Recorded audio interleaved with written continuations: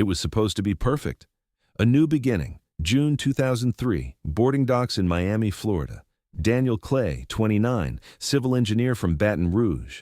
Marissa Clay, 27, schoolteacher, recent bride, freshly returned from their lakeside wedding just 2 weeks prior. They'd chosen the Odyssey Star for their honeymoon, a luxury cruise line offering 7 days through the Caribbean, Nassau, St. Kitts, St. Thomas, back to Miami. They'd never been out of the country before. This was going to be the adventure they told stories about for the rest of their lives. By all accounts, the first few days went just like that. Photographs showed the two smiling, sun-soaked, Daniel's arm always around her shoulder. Marissa had written postcards home, her script careful and bright. "It's beautiful here. We're eating too much. He won't stop dancing. Love you." They attended a snorkeling excursion off Grand Turk and signed up for a sunset champagne walk along the upper deck. Fellow passengers remembered them laughing by the railing, holding hands. There were no arguments, no signs of tension, nothing that would raise concern. And then, somewhere between 11:30 p.m. and sunrise on the third night, they disappeared. Their cabin door was locked from the inside when staff came for morning cleanup. Room service hadn't been touched. Marissa's purse was still on the vanity. Daniel's wristwatch and wallet were left beside the bed. Their bed had been made, but not by housekeeping. The pillows looked like they slept in. Her favorite hairbrush was missing. So were both of their sandals. The last confirmed sighting came from a buffet worker who saw them heading toward the back of the ship around 11:15 p.m. A bartender remembered them ordering 2 drinks, laughing at something, and walking toward the observation deck. A security camera caught them entering the hallway that led to the rear promenade at 11:37 p.m. No footage ever showed them leaving. By 9:00 a.m. the next morning, cruise staff began quietly searching. When their absence became undeniable, the captain was informed. The Odyssey Star did not turn back. It was already far off the coast. The Coast Guard was notified. A limited sea search was initiated in the surrounding waters, standard protocol for suspected overboard incidents. But there had been no emergency signal, no struggle reported, and most importantly, no witnesses. The cruise line issued a brief statement the following day, expressing regret and offering full cooperation with authorities. The Clays were listed as presumed lost at sea. The rest of the cruise continued as scheduled. When the ship docked back in Miami 4 days later, FBI investigators boarded immediately. What they found was confusing. There were no signs of forced entry in the Clays' cabin, no blood, no struggle, no personal items missing except what might logically be taken for a walk: her nightgown, a pair of flip-flops, his windbreaker. The sliding balcony door was locked from the inside. The couple's life jackets were still in their closet. And a thin blue book was tucked between the nightstand and the bed frame. A travel guide, pages marked with sticky notes, including one with Marissa's handwriting, "St. Thomas, kayak tour?" To those on the outside, it was quickly written off as an accident. Honeymooners, champagne, and unsecured railing. A misstep in the dark, and the ocean doesn't return what it takes. But within days, inconsistencies started bubbling to the surface. First, the footage gap. The Odyssey Star had more than 60 internal cameras, yet none captured the Clays leaving the rear deck area. The final timestamp showed them walking down the hallway. Then, nothing. No exterior footage, no re-entry, no sign of them returning to their cabin. Second, a steward cleaning the hallway the next morning reported hearing something in the night. A loud metallic noise, like something dropped, or someone falling. He said it was around midnight, maybe later. He didn't report it at the time. He thought it might have been drunk passengers or someone moving luggage. And third, an anonymous crew member later claimed he had seen a man, one not on the formal crew list, working near the aft maintenance stairwell after hours. When asked for clarification, he couldn't recall the name, only that he had a heavy beard and wore a uniform that didn't quite match. The cruise line insisted all crew had been accounted for. No such individual was registered. The ship's log showed no irregularities. When pressed, the cruise company released a redacted personnel list. Among them was a name listed only as W. Dalton, a last-minute addition from a private contract staffing agency. No photo, no permanent file. Marissa's parents weren't satisfied. Neither were Daniel's siblings. They pushed, they petitioned, they hired a private investigator who spent 2 years following every crew lead, every passenger testimony, every port record. But nothing stuck. No motive, no suspects, no body, no crime. In the absence of answers, the world moved on. But for those closest to the couple, something always felt off. They weren't the type to vanish without a trace, not with no signal, no sign, no final word. Marissa called her mother almost daily before the wedding. Daniel had never missed a birthday in 15 years. They were present people, intentional, not the kind to step off the edge of a boat in silence and never come back. The file sat cold for years, a sealed folder inside a larger one marked Presumed Accident, Maritime Jurisdiction. But below the surface, both of the file and of the ship, something else waited. And 22 years later, it would finally be found. Cabin 613 was midship on deck 7, just far enough from the engine hum to sleep well, and high enough to catch ocean breezes through the sliding balcony door. When investigators entered it, just hours after the Odyssey Star docked back in Miami, nothing screamed foul play. Nothing was splattered, overturned, or obviously broken. It looked like a room quietly left behind. But for anyone who truly knew Daniel and Marissa Clay, it didn't feel right. The bed was made, not perfectly, not hotel standard, but tidied in a way that looked deliberate. Pillows tucked in, top sheet pulled halfway. Marissa's makeup bag sat on the counter, unzipped. Her phone charger was still plugged in, cord dangling. Daniel's reading glasses lay folded on the nightstand, lenses smudged. A half-finished crossword sat beside them, with his pen still uncapped. The kind of details that shouldn't be left if they had gone out intending not to return. But the most unsettling item was on the floor. A thin silver necklace, broken, clasp bent backward, one end stretched taut like it had been pulled. It lay just beneath the edge of the bed frame. The chain was one Marissa wore often, according to her sister, who later confirmed it had sentimental value, a graduation gift, one she never took off, and one she definitely wouldn't have left on the floor. Just beside the bed were her sandals, neatly placed side by side, like she'd stepped out of them calmly before lying down. But the cabin's sheets had no trace of her DNA, no skin cells, no hair strands, only Daniel's. And her nightgown, the one she'd been seen wearing earlier that night, was gone.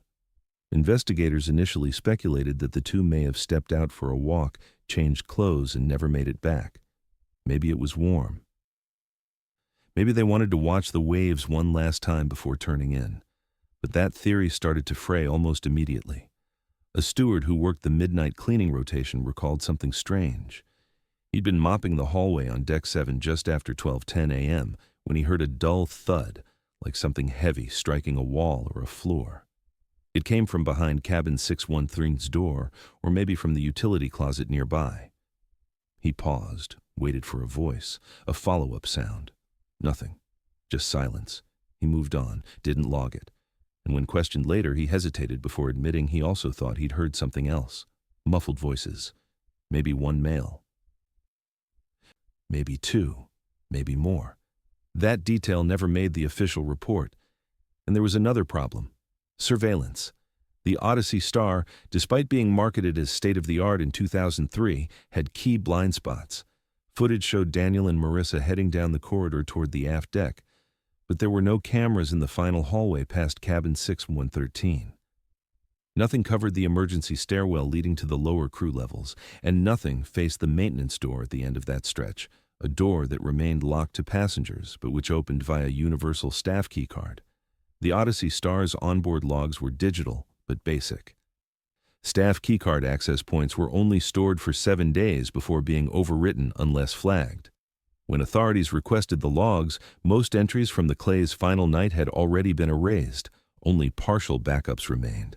And in those fragments, one entry stood out, an unlock recorded at 11:56 p.m. at the end hall crew stairwell. The card listed was tied to an unnamed auxiliary staff member, W. Dalton. No one knew who that was. The name appeared on one internal staffing list, buried between kitchen assistants and temporary janitorial hires. But when cross-checked with the official manifest filed with the cruise line and customs authorities, Dalton wasn't there. No cabin was assigned to him, no department listed him as an active crew member, no photo was attached to his personnel ID, just a temporary code from a third-party staffing agency that hadn't been contracted in over 2 years. The cruise line's official response was that W. Dalton was likely a placeholder or administrative oversight, someone who had been on board for setup and disembarked before launch. They suggested the keycard had simply not been deactivated.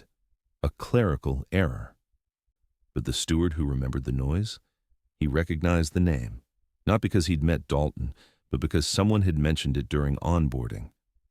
A man with a beard, he said, wore old shoes. I spoke a little English, carried tools he wasn't assigned to, wasn't listed anywhere, just sort of showed up, worked odd jobs during embarkation week, and then vanished. The steward had assumed he was a crew, but now he wasn't so sure. When asked again if he'd seen that man the night the Clays vanished, he said no, then paused, then added something else. Someone had accessed the service elevator from Deck 7 around midnight. It required a code, one known only to staff, but with no active personnel records, no security footage, and no complaints officially logged, the lead hit a wall. The ship finished its route. The next passengers boarded just 48 hours later. Cabin 613 was cleaned, sheets replaced, the necklace quietly bagged and stored in evidence, though not immediately tested. Marissa's sandals were returned to her family in a sealed box. No one ever used the name Dalton again in public cruise documentation, and by the time the FBI filed their final summary, the case remained unchanged. Presumed fall, no foul play suspected, likely intoxication and misadventure. But for those who looked just a little closer, it was clear. Something had happened in cabin 613, and someone else had been there. By 2024, the Odyssey Star was no longer a cruise ship. Its final voyage had ended over a decade earlier. Stripped of branding and sold to a private contractor, the ship had been moored just off the Gulf Coast, converted into a floating training platform for offshore security drills. The paint had faded, the promenade decks had rusted through in places, most people had forgotten it entirely. But Eric Duval hadn't. A former marine biologist who'd shifted into private exploration work, Eric had developed a fascination with maritime anomalies, old wrecks, abandoned rigs, sunken ferries with questionable logs. He'd spent years diving forgotten structures, scanning silt-choked stairwells, cataloging dead ends, and sometime in the spring of that year, someone sent him a message, a tip, just a few lines. You ever heard of the Odyssey Star, the cruise ship where the couple vanished? Still exists, and it has a deck that doesn't show up on any maps. He almost ignored it. Maritime rumors was common. Urban legends about missing guests were a dime a dozen. But something about that tip stuck. He looked it up, dug into the story. 2 names, Daniel and Marissa Clay, disappeared without a trace. No final location, no recovery. He found the cruise line's archived press statements. He read the Coast Guard summary. Presumed accident, likely fall. And then he found something else, blueprints, or at least the publicly available version of them. The original Odyssey Star specs listed 8 decks, 5 passenger levels, 2 crew only, and 1 engine maintenance floor. But a few contractor forms mentioned something odd, extra ballast space beneath the aft thrusters, a sealed crawl space, allegedly inaccessible after a 2001 retrofit. No details, no schematics, just a box with no entry point and no exit. Eric filed a request to dive the vessel under a salvage documentation permit. Since the ship wasn't technically a wreck, he couldn't enter interior zones, but no law prevented an exterior survey. With the help of a small team and a rented ROV, he began exploring the underside of the hull in late May. On his 3rd dive, near the stern where the stabilizers met the curved support beams, he saw it. A door. Not large, not something you'd notice on a casual inspection. But tucked just beneath a structural rib was a sealed steel panel, roughly 5 feet tall, covered in corrosion. A thin weld line ran the full perimeter. Not rivets, not rust damage. Someone had sealed it shut, intentionally, and from the outside. Eric captured footage. Send it through the drone's data line. There were no markings, no ID numbers, no reason for a door to exist in that part of the ship. The shape behind it suggested a room, a narrow one. He went back to the blueprints, cross-referenced them with updated contractor scans from 2006. Nothing. That section of the hull was listed as ballast tank and power conduit space, non-navigable. No mention of crew quarters, no entryways. Still, it was there. Eric took the footage public. He didn't add theories, just facts. He posted a short clip, added the ship's history, linked the Clay disappearance, and asked one question. Why weld a sealed door onto a part of the ship no one is supposed to enter? It spread fast. First through niche shipwreck forums, then through Reddit, then mainstream crime blogs. Former cruise guests chimed in. A few recalled odd noises late at night, rumors among the crew, whispered warnings about lower decks never shown to passengers.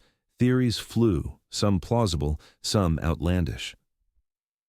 But buried in the comments was a reply from a man claiming to be a former contractor who worked security systems for the Odyssey Star in 2002. He said there was a subdeck below the crew quarters, originally designed as overflow bunk space. It had been sealed after multiple complaints of theft, vandalism, and one serious injury that was never officially logged. After 9/11, regulations tightened. Hidden compartments were frowned upon. The space was quietly shuttered. Its existence is scrubbed from revised blueprints. The official story was decommissioned maintenance deck. But this man claimed it was more than that. He said some crew used it off the record, said it had a separate access point from the engine crawl space and wasn't covered by security cameras. And he remembered one name associated with that area, a staffer brought on last minute from a third-party agency, assigned to lower inventory detail. The name he remembered? W. Dalton. Eric handed everything over to the Florida Department of Law Enforcement. At first, they didn't bite. Old ship, dead couple, no jurisdiction. But the traction from the footage forced a second look, and quietly, a cold case investigator named June Ritter reopened the file.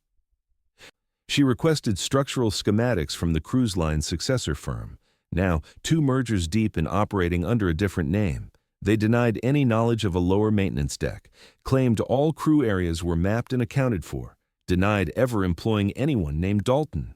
But when pressed to release internal records, they delayed, then refused. That's when things changed. Ritter, armed with federal interest and mounting public pressure, issued a formal request to access the ship. She wasn't looking for treasure or salvage. She was looking for a room, one welded shut, never listed, never admitted to. A room beneath the deck where no one was supposed to go. And for the first time in 21 years, the case file for Daniel and Marissa Clay was pulled out of storage. Not as a closed incident, but as something new, something open, something buried, and maybe finally about to be found. When Eric Duval's discovery hit national crime blogs, pressure started rising fast, too fast for the company that now held legal ownership of the Odyssey Star's legacy. The ship itself had changed hands twice in 20 years. The cruise line that originally operated it had merged, been absorbed, then rebranded into something quieter, broader, less traceable. But public attention doesn't fade easily anymore. Under growing scrutiny and facing potential legal action from families of past passengers, the firm finally released a curated batch of records, select maintenance reports, partial engineering diagrams, crew rotation schedules, and internal memos from the early 2000s. They insisted it was everything they had. It wasn't, but it was enough. Somewhere deep in those scanned documents, hidden inside an outdated contractors folder mislabeled as Auxiliary Renovations 1998-2001, a set of blueprints appeared, different from the ones previously made public, older, rougher. Stamped by a now-defunct engineering firm, and on these, just beneath the main hull, was a thin gray band labeled S-Deck, Subdeck, Crew Auxiliary Quarters, not listed on passenger maps, not referenced in modern scans, not even acknowledged during the ship's post-service retrofit. The room structure was cramped, 7 bunks, 1 storage unit, a galley sink, a private entry point via the engine shaft, and a note in red ink scribbled in the margin. To be sealed, pending HR investigation. Do not issue access beyond $12.99. That date matched a quiet moment in the Odyssey Star's history. No public scandal. But archived maritime labor logs revealed a suspension of service for 3 weeks at the end of 1999. The stated reason was mechanical retrofitting. But beneath that, through a maritime union archive, something more troubling emerged: an anonymous complaint from an international hire alleging threats, withheld wages, and inappropriate confinement within unlisted quarters. The claim was settled and never investigated further. The complainant vanished from employment records weeks later. But the man listed as last assigned to that subdeck, W. Dalton. No first name, no birth date, just an employee code, handwritten in pencil. The same name that showed up 24 times in the background of the Clay disappearance. The same name is linked to a crew badge with no personnel file, and now linked directly to a sealed portion of the ship shut down after claims of abuse. Investigators dug into corporate HR databases next. They requested employment rosters, sailed through data from 1995 to 2005, hundreds of names, scanned ID photos, passport copies, tax forms, but not a single legitimate entry for anyone named William Dalton, Wallace Dalton, or any variant using the initial W. Yet access logs from June 2003 told a different story. Despite being scrubbed from most digital archives, a forensic recovery from the ship's engineering computer, salvaged and preserved during its transition to a training vessel, provided fragment data from keycard activity that month. Most logs were encrypted, many had been overwritten. But a snapshot of raw access times for June 13, 2003 still existed. One badge ID number stood out. It was used at 9:42 p.m. to unlock the side stairwell to S deck. Again at 10:16 p.m. near the aft storage unit, and again at 11:56 p.m., just minutes before Daniel and Marissa Clay were last seen on the crew elevator behind Deck 7. That badge number was cross-referenced against the few remaining backups, assigned to W. Dalton, no other identifiers, no shift assignment, no residence cabin, just the tag, the keycard, and a ghost name, now tied to a part of the ship no longer meant to exist. Further digging turned up more gaps. Expense reports from June 2003 were missing 2 days' worth of crew cafeteria charges. A printed duty roster had been recompiled retroactively, visible through a timestamp discrepancy in the metadata. And an anonymous whistleblower, who once worked as a lower deck cook on the Odyssey Star, contacted a cold case journalist to share this. There was a guy who slept where no one else did. Always wore gloves, didn't talk much. He had his own tools and carried a ring of keys nobody else had. When shown a photo lineup, the man couldn't identify anyone definitively. But when asked if the name Dalton rang a bell, he flinched, not because he remembered it, but because he said the name had been scratched into the inside of a metal locker below Deck 8. Just the word. Dalton. Deep grooves. No first name, no explanation, just that. More and more, the idea of an accidental fall seemed impossible to square with what was coming to light.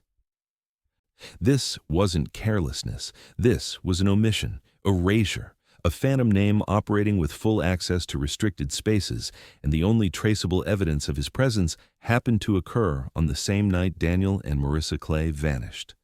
What was more disturbing? No indication that anyone had followed up. No investigation into the badge's misuse, no interview with the staffing agency who allegedly supplied him, no correction to the manifest that had listed him without verification. Somewhere between legal oversight and institutional neglect, this man had passed through a loophole in the system, a loophole that remained open for far too long. And now, 2 decades later, that missing record, the one name with no photo, no file, no end, had become the center of the entire case. The cruise line had treated it like a typo, an error in the code, but Eric Duvel had shown that behind the sealed door was something real, and W. Dalton, whoever he was, had used it.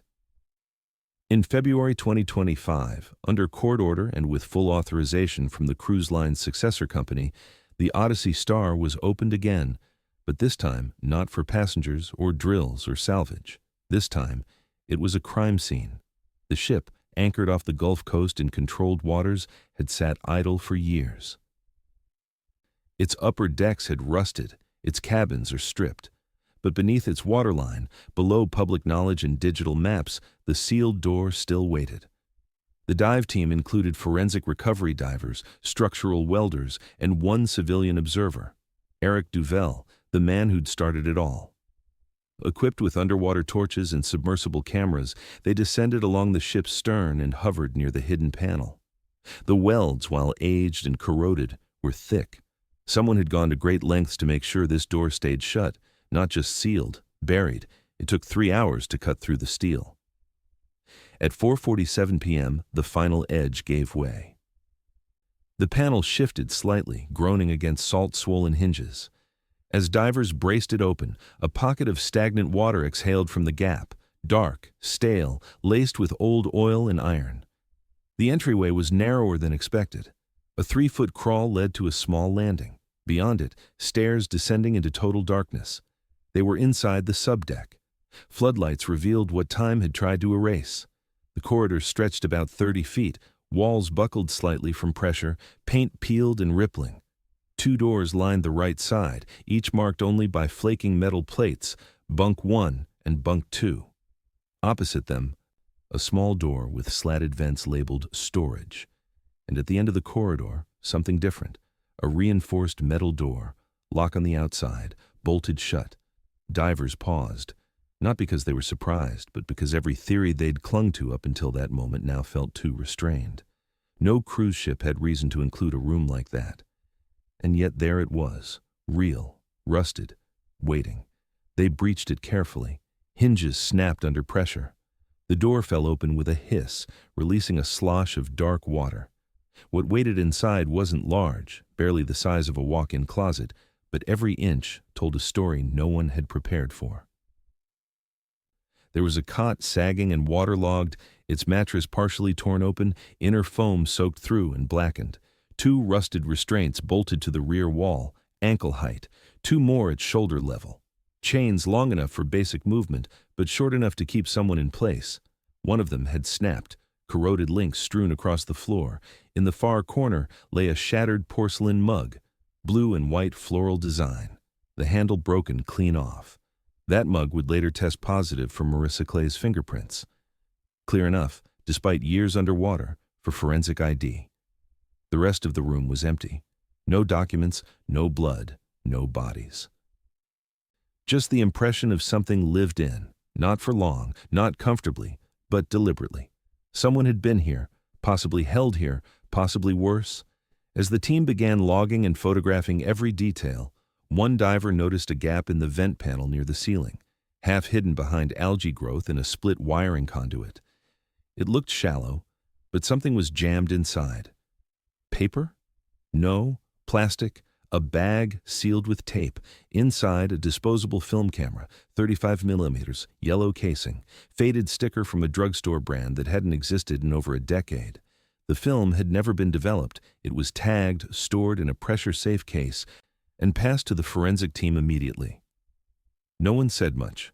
Not yet. But the air, figuratively and literally, had changed. For the first time in 22 years, they weren't looking at theories. They were touching evidence. Over the next 4 days, the subdeck was combed inch by inch. The 2 bunk rooms were mostly empty, just rusted bed frames and peeling paint. The supply room contained empty lockers, mold-covered blankets, a toolbox with missing sockets. No documentation, no labels, no names. Whatever had once existed here had been cleared or intentionally left sterile. But the reinforced chamber told its own story, and the camera would tell the rest. When investigators brought the footage to the surface, they knew the chances were slim. Water damage, time, pressure, all of it stacked against recovery. But specialists at a lab in Atlanta were able to extract 3 partial exposures, grainy, degraded, but unmistakable. In the first, a woman's face, wide-eyed, damp hair clinging to her forehead, the frame too tight, the angle disoriented. Her expression, a mix of terror and resolve. The timestamp, June 14, 2003. The second image, a man slumped in the corner of the chamber, shirt torn, blood on his collar, eyes barely open, a chain visible near his ankle. His hand held something, likely the camera. This one had no timestamp. The lighting was dim, just the faint reflection of metal walls. The third was the most chilling. A figure partially blocking the lens, chest only, face cut off by angle. A name tag barely visible on the damp shirt, W. Dalton. The photo was blurry, the hand reaching forward as if toward the person holding the camera, a blur of motion, no other context. But that tag, after all the erased records, the denied identities, the false logs, was real. W. Dalton had existed, and someone, maybe Marissa, maybe Daniel, had tried to leave a trace of him behind, not by accident. Not in panic, but intentionally. Hidden in the only place they thought no one would find it, and for 22 years no one had. Until now. The camera took nearly 3 months to process. It wasn't just water damage, it was pressure, salt corrosion, bacterial degradation, chemical breakdown across 2 decades. Most labs wouldn't touch it, too fragile, too old. But a small facility in Georgia, one that specialized in recovering photos from hurricanes and floods, took it on. Frame by frame, emulsion by emulsion, they pulled something back. 3 images survived. The first, a tight shot of a woman's face, her eyes wide, reflecting the light from a single low source, maybe a flashlight, maybe a hallway bulb. Her skin was pale, her hair clung to her cheeks. You could see the edge of her shoulder, bare. She looked directly into the lens, not startled but composed. Frightened, yes, but not panicked. She was trying to be seen. The timestamp burned into the lower edge of the frame. June 14, 2003, 02:18 a.m. That was 2 days after the cruise line announced Daniel and Marissa Clay were lost at sea. The second image took longer to restore. It was darker, more blurred, but outlines emerged. A man, slumped, semi-reclined in the far corner of the sealed chamber. His legs curled toward his chest. His shirt was soaked, blood visible around the collar and down one arm. His head tilted to the side, and though his eyes weren't clearly visible, one hand rested on the floor near his knee. In it, the camera. You could just make out the strap. He'd taken the photo himself, maybe as proof, maybe as a message. The lighting matched the one in the first shot. The background, the warped wall, the chipped cot frame, the condensation on the metal vent, confirmed it was taken inside the sealed room discovered by divers. And the third image changed everything. At first, it looked like a misfire, a blur of movement. The angle was off, crooked, as if the person holding the camera had tried to hide it, but sharpened and enhanced. A torso came into view, a shirt, light blue, wrinkled, a lanyard around the neck, and just at the center of the frame, caught in the instant before motion smeared the lens, a name badge. Dalton. Nothing else in the photo was clear, no facial features, no context, just the front of a man's chest, the implication of forward movement, and a name that had haunted this case since the beginning. The badge matched those used by the Odyssey Star staff in 2003, same font, same laminate style, same color scheme. This wasn't some internal nickname. This wasn't a clerical error. Whoever W. Dalton was, he wore a uniform, he had a badge, and he'd been inside the chamber. The photos were authenticated, time-stamped by metadata still embedded in the film's edge codes. Experts confirmed the chemical profile was consistent with a camera manufactured in 2002. The adhesive tape used to seal the camera inside the vent had a brand-specific imprint discontinued in 2004. None of it was new technology, but all of it was real. The implications hit hard. For 22 years, the official story was that Daniel and Marissa fell overboard on June 12th. Maybe alcohol was involved, maybe a misstep. Maybe they climbed a railing and the ocean took them. No witnesses, no signal, no trace. The ship kept sailing. But the photos proved that at least one of them, possibly both, were alive after the Coast Guard was alerted. After the Odyssey Star reached its next port, after the captain issued a statement, the staff resumed business as usual. Marissa had still been breathing when the cruise line began damage control, and Daniel was still bleeding in that room while passengers danced 3 decks above.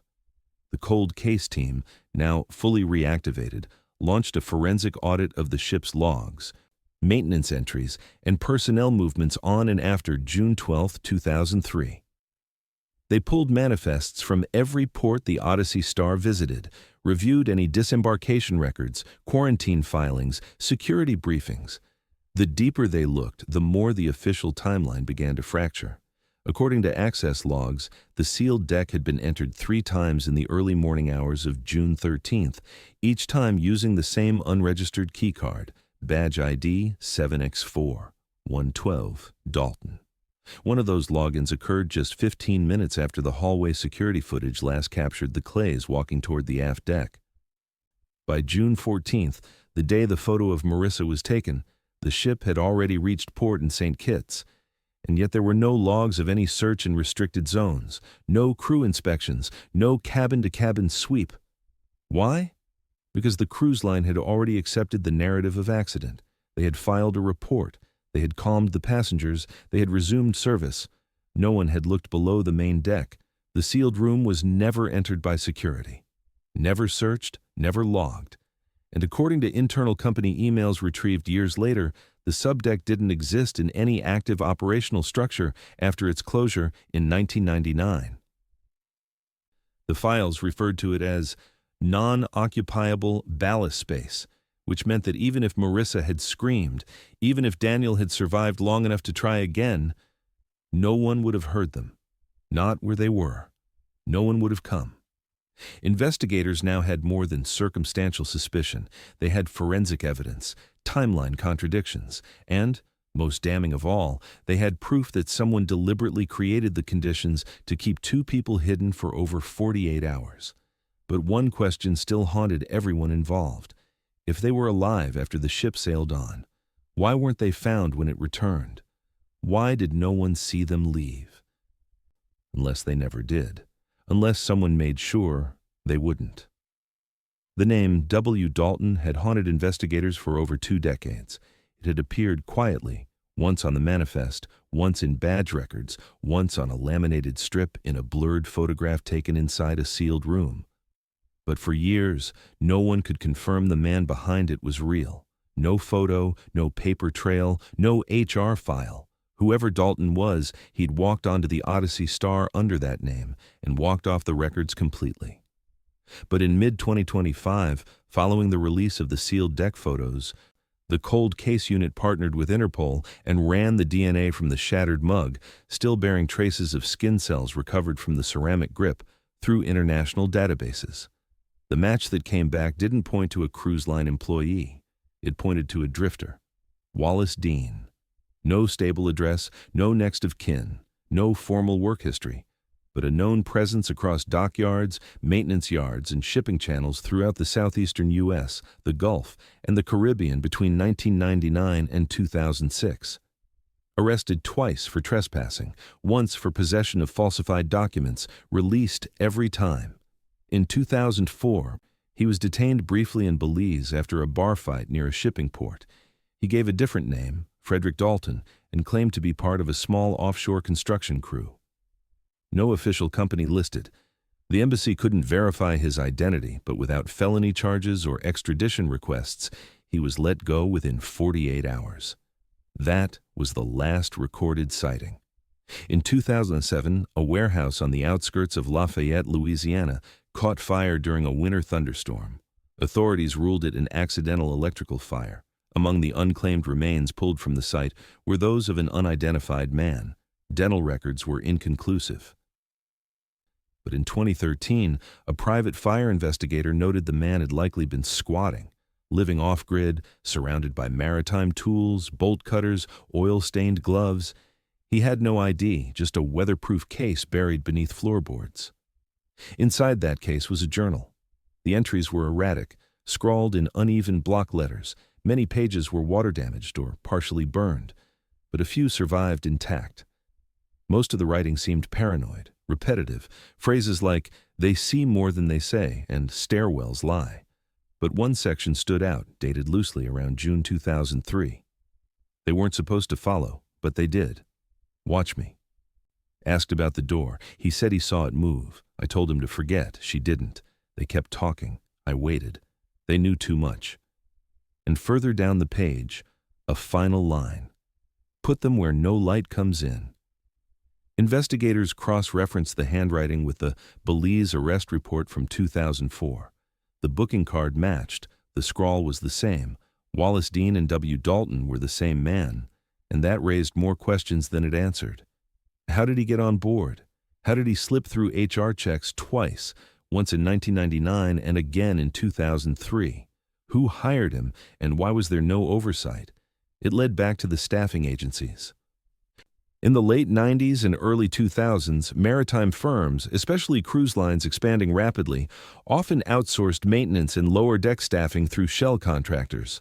Some were legitimate, others less so. One firm in particular, Southern Shore Personnel Solutions, dissolved in 2005, appeared on several Odyssey Star invoices for temporary hires. The company listed only a P.O. box in Florida and a disconnected phone number. Its tax records were vague, but archived documents showed it billed for crew prep services, including pre-launch deck clearance for June 2003. Among the names, W. Dalton. The cold case team contacted the only former administrator they could locate, an aging bookkeeper who'd worked remotely for the agency between 2002 and 2004. She remembered the name vaguely. He was strange, she said. Didn't like phones, wouldn't sit for a photo, sent everything by courier. When asked why he was hired, she replied plainly, because he already had a badge. Dean had recycled the same forged maritime credentials across ports for nearly a decade. His background looked just real enough to pass through the cracks, and cruise companies, desperate to fill last-minute support roles, rarely asked deeper questions for temporary hires below deck. But Wallace Dean wasn't just any drifter. By the time he boarded the Odyssey Star, he was already a suspect in 3 unsolved disappearances across Gulf port towns. One involved a missing dockhand in 1999, another, a ferry passenger in 2001. All cases had gone cold. All had one detail in common. The last known location was near restricted areas, and all had reports of a quiet, wiry man with a name no one could quite remember. Now, the link was undeniable. The mug bearing his DNA. The photo shows his badge, the journal confessing, cryptically, to something hidden. A place below. A decision was made, not spontaneous, not accidental, but premeditated. Daniel and Marissa Clay hadn't wandered into danger. They had been watched, identified, and ultimately targeted. Wallace Dean died in 2007, never facing trial. The warehouse fire that took his life had also taken the chance of direct justice. But what he left behind, the vented chamber, the fingerprints, the photos, and the journal, told the story he never meant to share. He wasn't just a phantom worker. He was a predator who found ships that could hide him, and the Odyssey Star, with its blind spots, subdecks, and staffing loopholes, was the perfect place to vanish both himself and others. The question that remained, if Wallace Dean had done this before, how many stories like Daniel and Marissa's were never uncovered, and how many sealed doors still existed, quietly rusting, with truths still buried behind them? Once the sealed chamber had been opened and the photos recovered, the investigation pushed deeper, literally. If Wallace Dean had held Daniel and Marissa Clay in that subdeck, the next question was obvious. Where did they go after? The chamber had no evidence of death, no blood, no broken bones, no human tissue, just the restraints, the mug, and the camera. But the couple had never left the ship. No security footage, no port scans, no documents, no recovered bodies. There were only 2 options left, overboard or deeper. Investigators began looking into the engineering design again, this time focusing on the very bottom of the ship, spaces never accessible to crew or passengers. Below the main hull, beyond the sealed deck, and even beneath the engine maintenance zone, was the bilge system. It was where the vessel's lowest waters pooled, where pumps and sumps collected runoff and waste. In larger vessels like the Odyssey Star, this area could hold thousands of gallons of fluid at any given time, an oily, briny mix of sea, fuel, and time. It was the last place anyone would look, or want to look. The bilge tank on the Odyssey Star had long since been sealed. Its inner hatch was rusted shut. The outer access panel, designed for dry dock cleaning, hadn't been opened in nearly 15 years. Records from its last maintenance stop in 2008 noted that the sump drain was inoperable, but it was deemed non-essential for the ship's stationary training purpose. No one had entered it since. That changed in April 2025. Divers re-entered the lower hull with updated permits, engineers guiding the process from inside. A series of sump access points were drained with industrial pumps. What came out was thick, dark, and slow, layered sediment and chemical rot. But after nearly 3 weeks of draining, pressure equalizing, and sonar scanning, they found what no one wanted to find, but everyone had suspected. Bones, partially submerged in the lowest sump well, tangled in the corroded framework of the pump housing. First a femur, then ribs, then 2 skulls, one still partially intact, the jaw slightly open, the teeth worn but identifiable. The divers froze. Even before forensics confirmed it, they knew. Daniel and Marissa had never left the ship. They had never been dumped in open water. They had been carried, somehow, some way, from the subdeck down into the bilge, and left there. Entombed. The recovery was delicate. Bone fragments were embedded in calcified silt. Tools had to be used sparingly. But eventually, the remains were fully exhumed, cataloged, and flown under escort to the forensic lab in Tallahassee. DNA samples were matched within a week. There was no doubt. The clays had been found. Their cause of death took longer to determine. Bone density testing revealed Daniel had suffered at least one blunt force injury to the base of the skull, likely postural trauma from being pushed or dropped. Marissa's injuries were subtler but more revealing. Microfractures around both wrists, ligature marks on her forearms. The spacing matched the bolt placement from the subdeck restraints. She had been held down. Forensics estimated that both bodies had been submerged within 24 to 48 hours of their final photo timestamps. The decomposition pattern, accelerated by the chemical mix in the sump water, had nearly erased all soft tissue. But sediment analysis confirmed that their remains had rested undisturbed since June 2003. They had been placed there intentionally. The logistics of how were still under review. Investigators believed that Wallace Dean, working alone, used the service elevator and inner engine access shafts, areas he knew intimately and which remained unmonitored. The timing fit. After the last confirmed keycard access to the subdeck, there was a 12-hour gap before the ship reached its next port. Enough time to move 2 unconscious or already deceased bodies to a hatch no one ever checked. And once they were inside the bilge, the ship kept moving. The Clay family was notified in person. No press release, no cameras. Just a knock at the door, 2 agents, and a simple sentence, "We found them." Daniel's brother, who had fought for 2 decades to keep the case alive, said it was like grieving from scratch. Marissa's mother described it differently. "It's not peace, it's just a stop to the noise, but the ache stays." Their remains were returned to Baton Rouge and buried together in a joint ceremony on May the 12th, 22 years to the day after they vanished. But now the families wanted more than answers. They wanted accountability. They demanded that the cruise line, its successor companies, and the staffing agencies who enabled Wallace Dean face consequences, not just for negligence, but for what they allowed to happen through silence, through laziness, through profit-driven oversight that never asked the right questions, that let a man with forged credentials live and work in blind spots, that allowed 2 passengers to be abducted, confined, and murdered on an active vessel, and still call it a misadventure. Lawyers filed motions to reopen the original civil case. Congressional inquiries were launched into maritime hiring loopholes and international staffing contracts.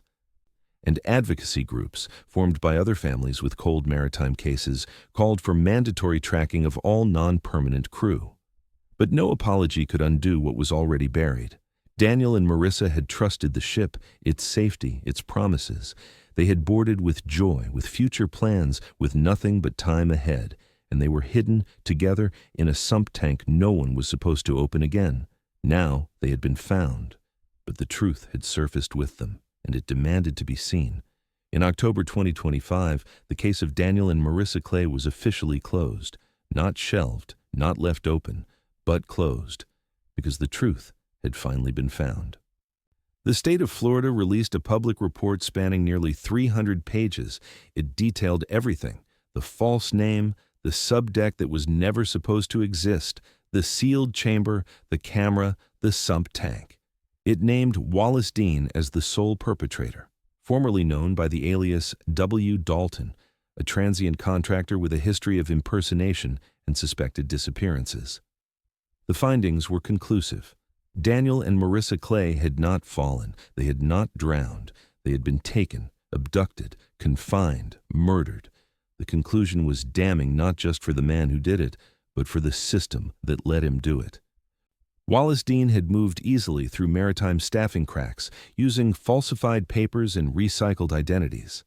The cruise line at the time, desperate to fill underdeck roles, had never verified his employment background beyond a badge and a third-party invoice. He was never fingerprinted, never photographed, just on board, just there. And when he vanished after the Clays did, no one noticed. The companies involved issued statements. Most were safe, legal, and vague. Liability was quietly contested behind closed doors.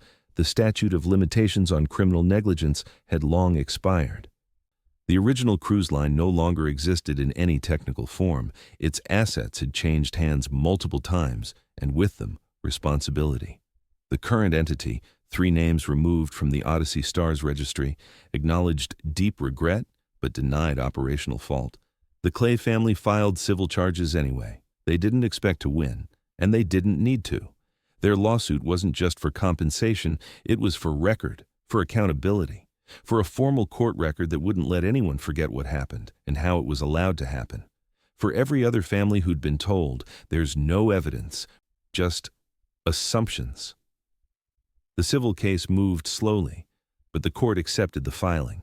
Depositions were scheduled, executives were subpoenaed, and for the first time, the words "sealed crew quarters" were entered into a courtroom transcript. No one could erase it now. In November, the Clay family chartered a small vessel to the coordinates where the Odyssey Star had taken its final active voyage. It was a quiet ceremony. No cameras, no press, just family, a few friends, and the investigator who had never stopped asking why the couple's cabin had been made so neat. A small plaque was cast into the sea. It bore no accusation, just the names, the dates, and the words. "We see you now." There was no comfort in it, but there was weight. The ship itself, once a floating city of music and champagne, was scheduled for decommissioning and full dismantlement. The sealed chamber was stripped, documented, and then flooded again. Officials agreed no part of the subdeck would be salvaged. Its materials would not be recycled. That space, they said, belonged to the dead now. Forensics archived every object recovered: Marissa's necklace, the restraints, the rusted keycard reader. The camera was stored in evidence as a permanent exhibit, not because the case still needed proof, but because somewhere someone might need to see it one day, to remember how thin the veil between order and erasure can be. For all the precision, for all the steel and law and structure that surrounded the modern cruise industry, one thing had remained terrifyingly true. A single man with a false name and an access card had created a hole big enough to swallow 2 lives and keep them hidden for 22 years. Not by brilliance, not by force, but by slipping into a gap that no one thought to close. Wallace Dean didn't need power. He only needed silence. And silence is what the Clays were buried in. Marissa, who kept a travel journal and marked every port with a small sketch. Daniel, who carried crossword puzzles in his pocket and called his brother every Sunday. They were supposed to be planning the rest of their lives, talking about starting a family, wondering what color to paint the guest room when they got back. Instead, they were locked in a place beneath the ship where no one looked, where light didn't reach, where screams, if there were any, were swallowed by steel. For 2 full days they were alive beneath the feet of thousands, while music played, while drinks were poured, while vacationers danced in the moonlight. No one knew. Or maybe someone did and decided it wasn't their problem. The official case file ends with a summary of conclusions. It includes timelines, DNA results, and forensic models. But the most important line isn't in bold. It's a sentence buried deep in the final paragraph. The victims did not exit the ship. All events occurred within vessel boundaries. The disappearance was a staged internal concealment made possible by a failure of procedural safeguards and identity verification protocols. In simpler terms, the Clays never left. They were made invisible by one man's manipulation, by one company's neglect, by everyone's willingness to look the other way when something didn't fit neatly into a form. And yet the truth waited. It waited in a camera, in a badge, in rusted bolts and quiet places no one thought to check. It waited in the water, in the sump, in bones. It waited beneath the deck, drowned but not destroyed. And finally, in 2025, it rose.